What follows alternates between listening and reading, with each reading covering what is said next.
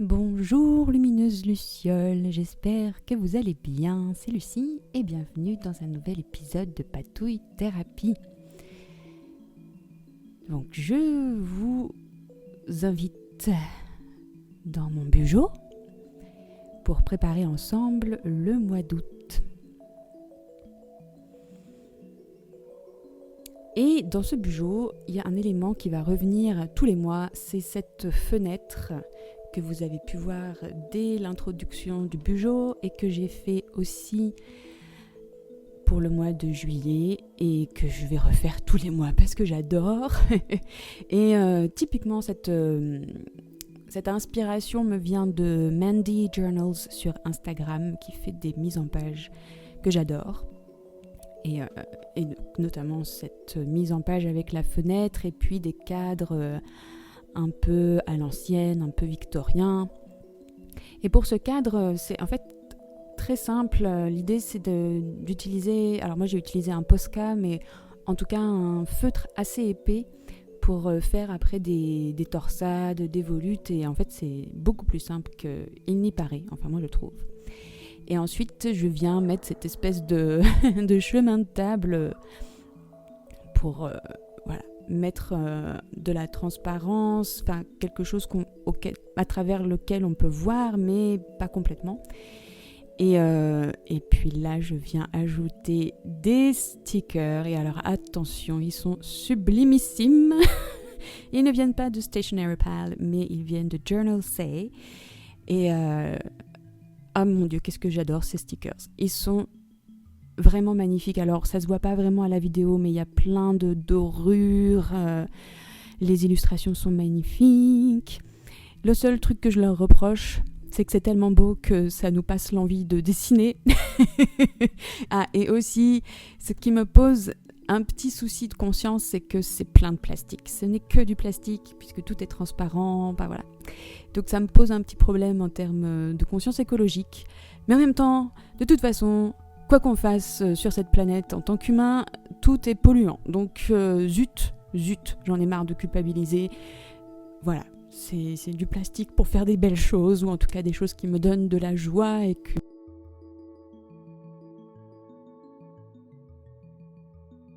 Et pour mon thème du mois d'août, j'ai une petite obsession, mais en fait c'est une obsession parce que c'est la mode et que je vois ça partout et que c'est trop beau, ces espèces de fenêtres un peu gothiques, un peu vintage. Et donc voilà, c'est ça que j'ai eu envie de dessiner dans mon bureau ce mois-ci. Donc c'est plus compliqué qu'il n'y paraît en fait, parce que ça demande à ce que les proportions soient bien équilibrées, que ce soit bien symétrique, et sauf que moi, j'ai pas eu envie de me casser la tête avec des règles, des calculs. Donc, j'ai travaillé mon trait le plus symétriquement possible. Mais bon, c'est pas parfait, mais c'est pas grave. Et moi, je suis très contente du rendu, malgré tout. Et puis, j'ai décoré ma fenêtre avec des petites fleurs. Donc, pour dessiner des roses, moi, je fais des choses très simples. Des espèces d'accolades, de ronds, voilà. C'est très simple. Et puis après des feuilles avec 5 pétales et voilà. Et comme vous pouvez le constater, j'ai abandonné l'aquarelle.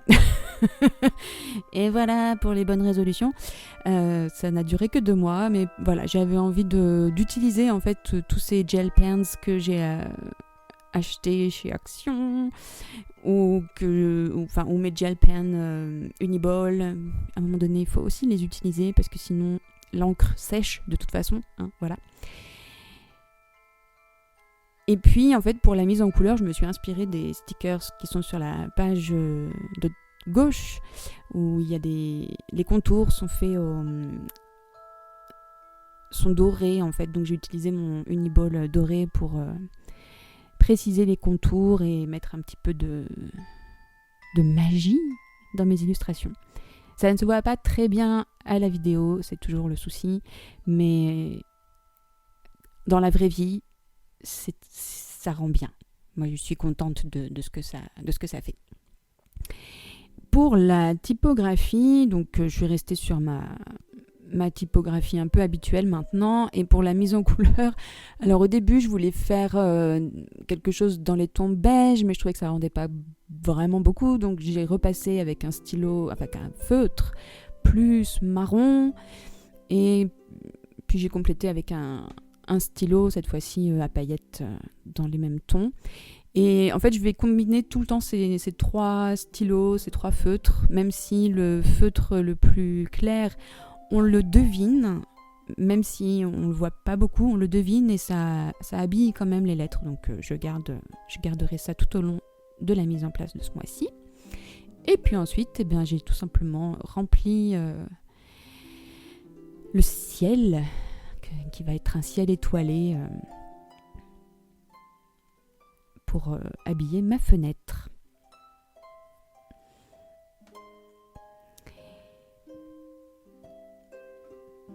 Et donc la couleur du mois d'août se voit assez peu finalement, mais j'aime bien parce que ça donne l'impression que ça fait partie de la fenêtre, que ça fait partie de la construction de la fenêtre.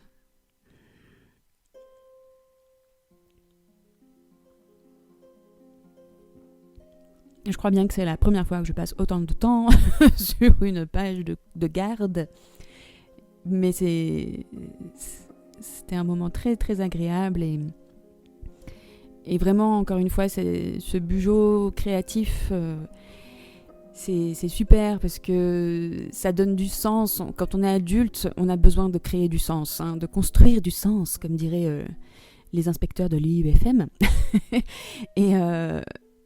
Et voilà, moi, ça me permet de me connecter à mon enfant intérieur qui aime dessiner, mais d'être aussi en accord avec des injonctions d'adultes qui sont de faire les choses de manière utile. Et donc voilà, ça me permet, avec ce bugeot qui me permet de m'organiser, d'avoir ce côté enfantin et de s'amuser à dessiner. Donc ma page de création de contenu, j'ai un peu changé la mise en page. J'avais envie que ça s'étale sur les 2 pages, même si en termes d'organisation et de comment j'organise mon contenu, ça ne change pas vraiment. C'est toujours le tableau YouTube avec toutes les vidéos, enfin en tout cas les dates auxquelles sont prévues les vidéos, même si maintenant je sais ce que je vais publier, même si au moment du tournage de cette vidéo, je ne savais pas encore.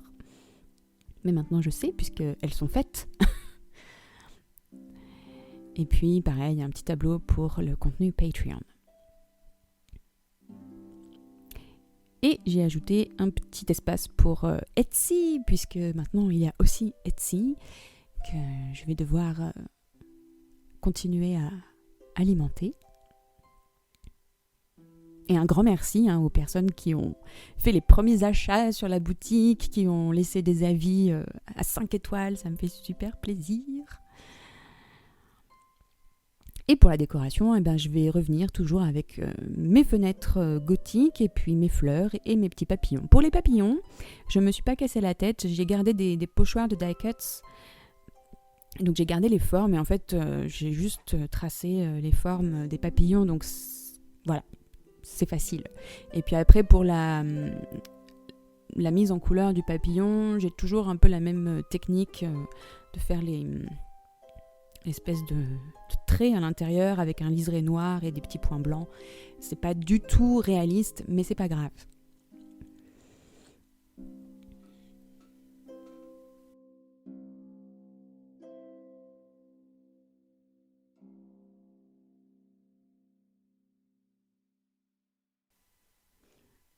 Et encore une fois, j'ai l'impression que je radote, mais bon, on ne sait jamais.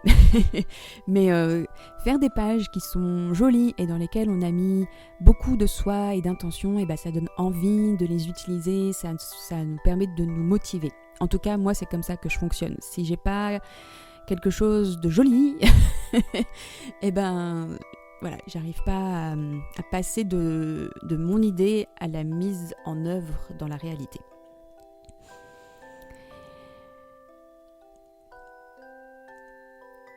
Donc pour les pages de budget et de gratitude, la seule chose qui change, c'est juste la position des titres que j'ai voulu faire un peu en diagonale pour changer un petit peu et pas faire 2 titres l'un à côté de l'autre. Ça donne encore cette impression que les pages sont connectées entre elles. Et donc, encore une fois, je ne fais plus un suivi de toutes mes dépenses parce que je trouve que c'est pesant.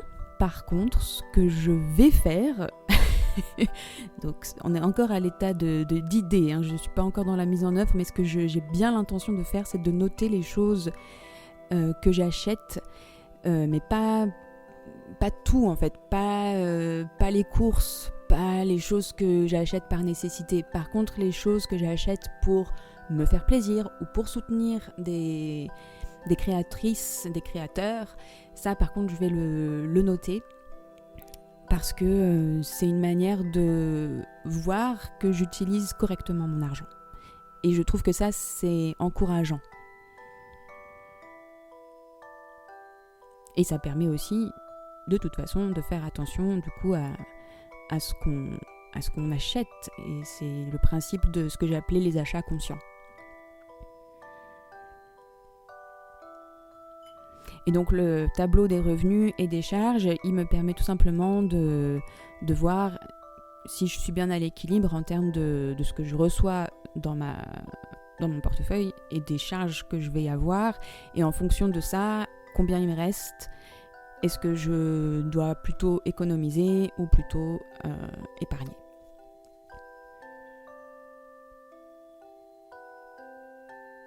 Je viens de dire exactement la même chose. Est-ce que je dois plutôt épargner ou est-ce que j'ai le droit de me faire un cadeau ? Voilà, c'était ça mon idée. Et voilà. Ensuite, on passe à la page miam miam. Mais que je ne veux pas appeler miam miam finalement parce que je voulais garder la typographie du Dodo Book. Donc le titre ce sera en anglais et ce sera My Food Diary avec donc le tableau que j'ai pas besoin de faire et ça c'est trop bien, j'ai juste besoin de le découper. Et c'est plutôt pas mal parce que ça permet de visualiser les repas, voilà, c'est le principe de la planification de repas.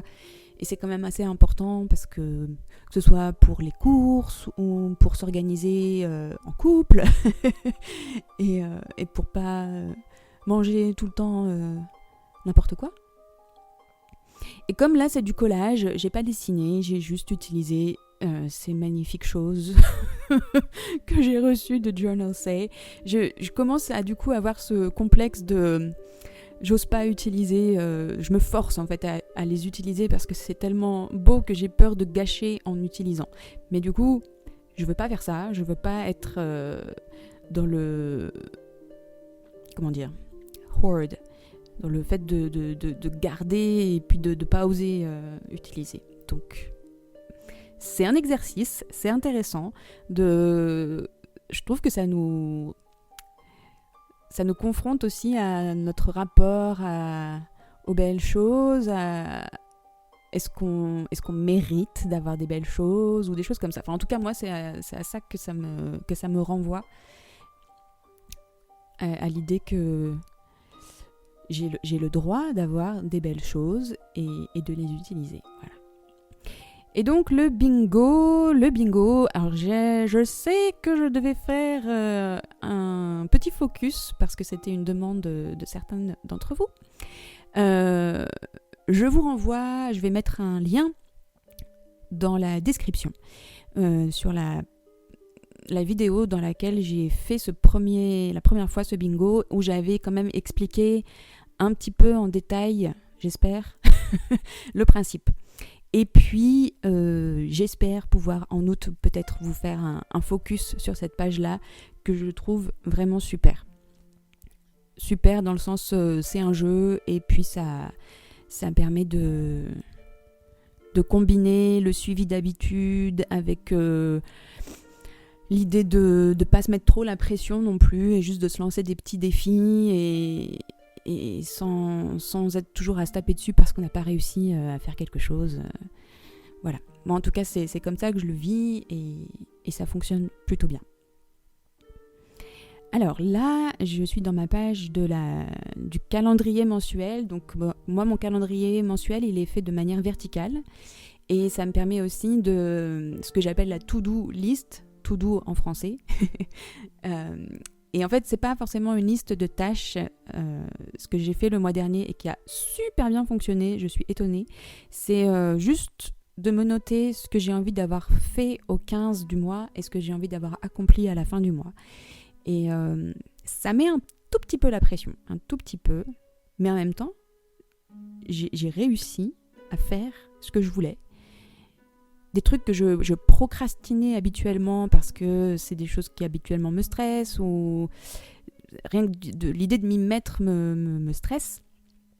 Et là, en fait, je l'ai fait assez naturellement et je suis très contente de ça. Donc, plutôt que d'avoir une méga to-do list sur le mois, et ben juste ces deux petits éléments, ce que j'ai envie d'avoir fait au 15 et ce que j'ai envie d'avoir fait à la fin du mois. Et sur la page de gauche, alors là, j'ai mis une page qui est un imprimable qui sera tout bientôt sur Etsy. Il n'y est pas encore parce que je voudrais avoir l'impression complète des pages et je ne l'ai pas encore. Et alors, on est déjà passé aux semaines, mais dans l'enveloppe de la page précédente, je vais mettre mon suivi santé.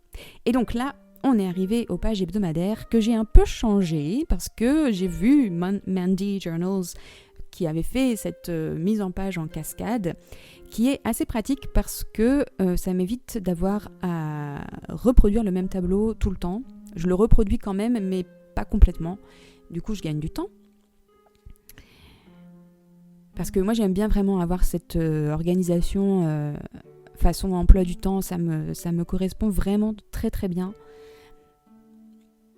Et c'est pas tellement juste des successions de listes de tâches, mais c'est vraiment un outil aussi de création de souvenirs, de journalisation, enfin voilà. Et j'ai une liste de tâches qui va être là sur l'espace qui est à gauche.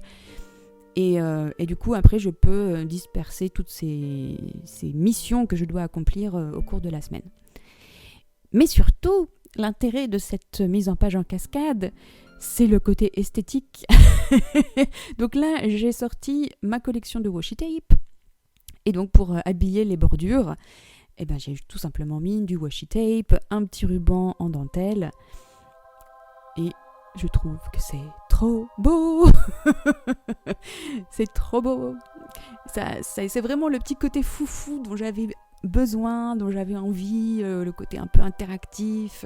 Voilà, ça me donne beaucoup de joie rien qu'à le regarder.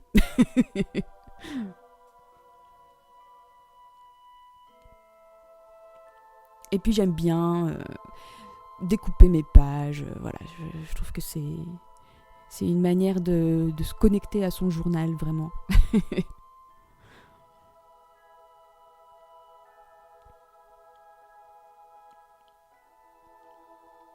Et puis il y a plein de place pour soit mettre des trackers ou des choses comme ça. J'y ai même pas pensé. J'ai voulu mettre du washi tape, mais peut-être que je me ferai des petits trackers que je viendrai coller par-dessus. Et voilà. Maintenant, on peut passer au petit flip-through final.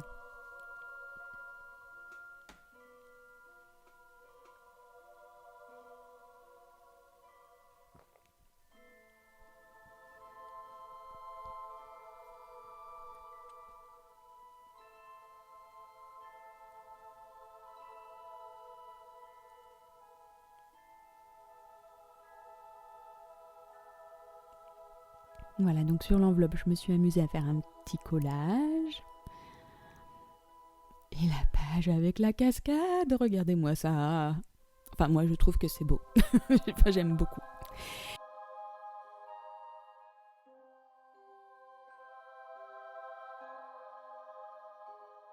Et bien voilà, j'espère que ça vous aura donné des idées. Un grand merci pour votre présence. Et prenez bien soin de vous. Et à très bientôt pour de nouvelles patouilles. Bye bye!